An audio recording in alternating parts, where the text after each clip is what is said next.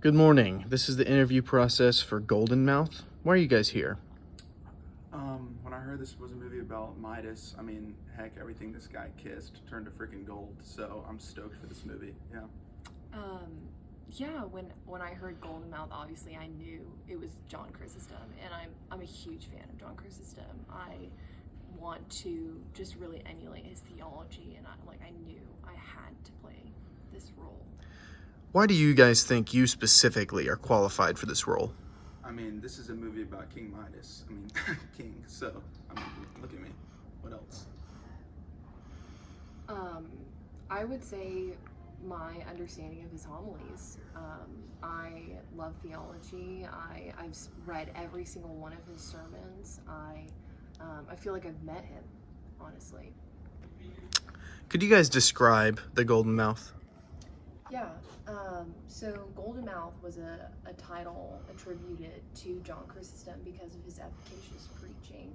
He was well beloved for the words that he said, well known in multiple settings, preaching all over Constantinople, where he was bishop there, as well as some in his priesthood at Antioch. I think it was King Midas who said, "I am the golden mouth. Anything I kiss is gold." So, I mean, what else do you need to know? This movie is going to mainly focus on the latter years of the Golden Mouth's life. Do you guys have any thoughts of important themes about his life that were important to you? Yeah, I can take this one.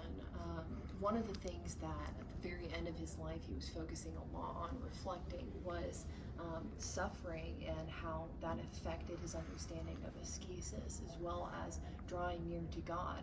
This is a concept that also impacted his soteriology, and faith was a method of drawing near to God such that you were a dwelling place for God.